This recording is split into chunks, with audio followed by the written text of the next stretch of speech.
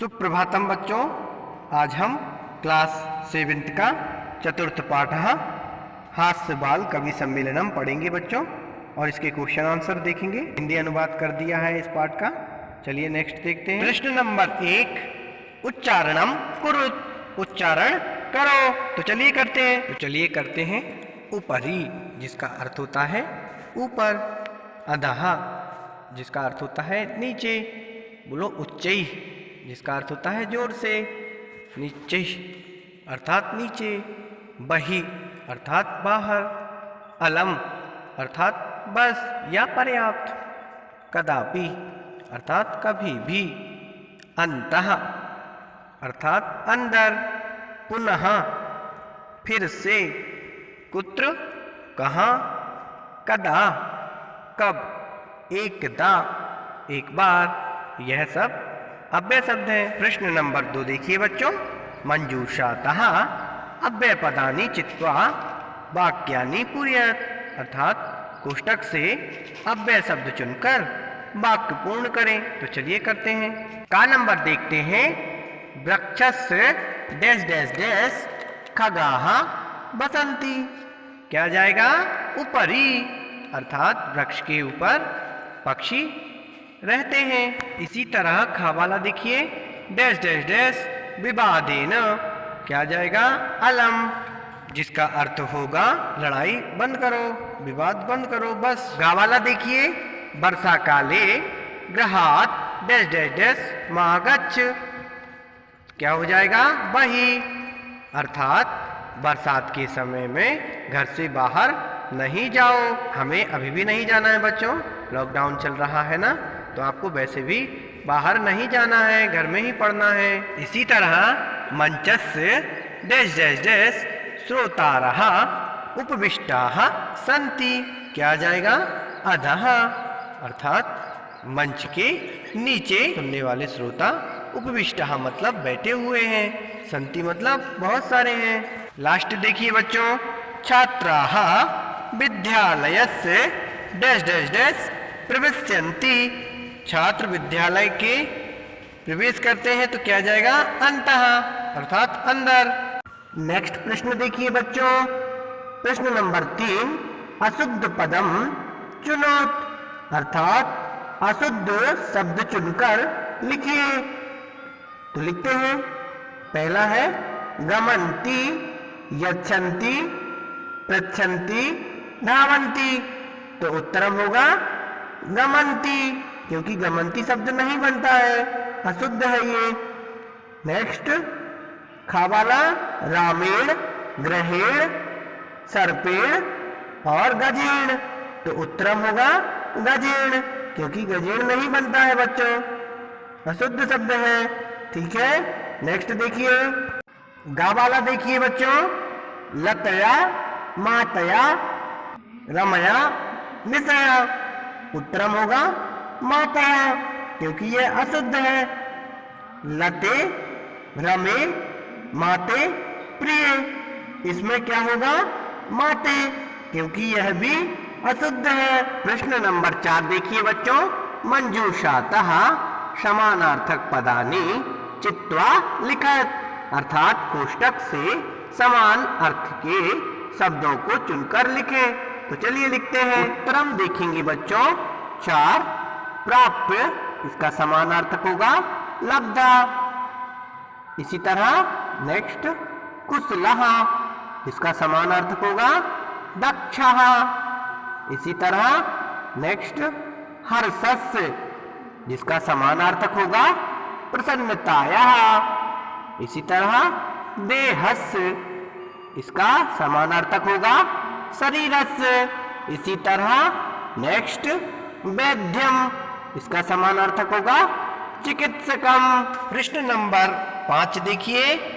अधोलिखितानां प्रश्नानां उत्तराणि एक पदेन लिखत, अर्थात नीचे लिखे प्रश्नों के उत्तर एक शब्द में लिखे। तो चलिए लिखते हैं। का वाला देखिए। मंचे कति बालकवयः उपविष्टाः सन्ति, अर्थात मंच के ऊपर कितने बालक कवि बैठे हैं? उत्तरम चत्वारः, 4। नेक्स्ट देखिए, के कोलाहलम कुर्वन्ति, कौन शोर कर रहे हैं? उत्तरम श्रोतारः, अर्थात सुनने वाले लोग। इसी तरह गा वाला देखिए बच्चों, गजाधरः तम उद्देश्यम काव्यम प्रस्तौति, अर्थात गजाधर ने किसको उद्देश्य करके कविता प्रस्तुत की? उत्तरम गा देखिए, आधुनिक वैद्यम, अर्थात आधुनिक डॉक्टर के लिए। घा वाला प्रश्न देखिए, तुंदुलः कस्य उपरि हस्तम आवर्तयति, अर्थात तुंदुलः किसके ऊपर हाथ फेरता है? तो उत्तरम होगा तुंदस्य, अर्थात पेट या थोंद के ऊपर। अंगा देखेंगे, लोके पुनः पुनः कानि भवन्ति, इस दुनिया में बार बार क्या होता है? उत्तरम शरीराणि, अर्थात मानव शरीर। चा वाला देखिए बच्चों, किम कृत्वा घृतम पिबेत, क्या करके घी पीना चाहिए? उत्तरम ऋणम, अर्थात कर्ज करके भी। इसी तरह प्रश्न नंबर 6 देखिए बच्चों, मंजूषातः पदानि चित्वा कथायाः पूर्तिम कुरुत, अर्थात कोष्टक से शब्दों को चुनकर कथा को पूरा करो। तो चलिए करते हैं। उत्तरम पुरा एकस्य नृपस्य एकः डैश डैश डैश वानरः आसीत्, उत्तरम होगा प्रियः। इसका अर्थ होगा पुराने समय में एक राजा का एक प्रिय वानर था। वानर मतलब बंदर। एकदा नृपः डैश डैश डैश आसीत्, उत्तरम होगा सुप्तः, अर्थात एक बार राजा सो रहा था। वानरः डैश डैश डैश तम अभिजयत, उत्तरम व्यजनेन, अर्थ होगा बंदर पंखे से उसे हवा कर रहा था। तदेव एका डैश डैश डैश नृपस्य नासिकायाम डैश डैश डैश, उत्तरम मक्षिका नेक्स्ट उपाविशत, हिंदी अर्थ होगा तभी एक मक्खी राजा की नाक पर आकर बैठी। यद्यपि वानरः डैश डैश डैश व्यजनेन ताम निवारयति स्म, उत्तरम बारंबारम, हिंदी अनुवाद होगा फिर भी वह बंदर बार बार पंखे से उसे भगाता है। तथापि सा पुनः पुनः नृपस्य डैश डैश डैश उपाविशति स्म, उत्तरम नासिकायामेव, हिंदी अनुवाद होगा फिर भी वह बार बार राजा की नाक पर ही जाकर बैठ रही थी। अन्ते सह मक्षिकाम हंतुम डैश डैश डैश प्रहारम अकरोत, उत्तरम खड्गेन, अंत में वह मक्खी को मारने के लिए तलवार से प्रहार करता है, वार करता है।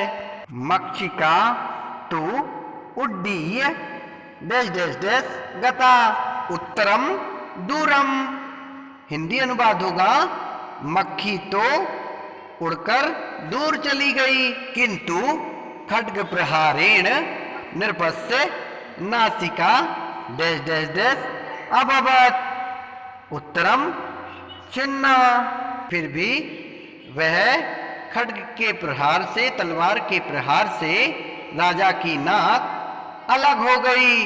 अत एवोच्यते मूर्ख जनैः सह डैश डैश डैश नोचितः, उत्तरम मित्रता, हिंदी अनुवाद होगा अतः ऐसा कहा जाता है मूर्ख लोगों के साथ दोस्ती उचित नहीं है। ठीक नहीं है, तो हमें मूर्खों से दोस्ती नहीं करनी चाहिए बच्चों। प्रश्न नंबर 7 देखिए, विलोम पदानि योजयत, अर्थात विलोम शब्द मिलाइए। तो चलिए मिलाते हैं। उत्तरम अधः का विलोम होगा ऊपरी। अधः मतलब नीचे, ऊपरी मतलब ऊपर। इसी तरह अंतः का विलोम होगा बहि। अंतः मतलब अंदर, बहि मतलब बाहर। इसी तरह दुर्बुद्धे का विलोम होगा सुबुद्धे। दुर्बुद्धे का अर्थ होता है बुरी बुद्धि वाला, और सुबुद्धे का सुंदर बुद्धि वाला। उच्चई, उच्चई का अर्थ होता है ऊंचा, जिसका विलोम होगा निच्चई। निच्चई अर्थात नीचा। इसी तरह दुर्लभम का विलोम होगा सुलभम। दुर्लभ का अर्थ होता है दुर्लभ, और सुलभम का सुलभ। इसी तरह वीडियो देखते रहिए बच्चों, और घर पे पढ़ते रहिए, और अपने हाथ जरूर धुलते रहिए। जय हिंद। मिलते हैं।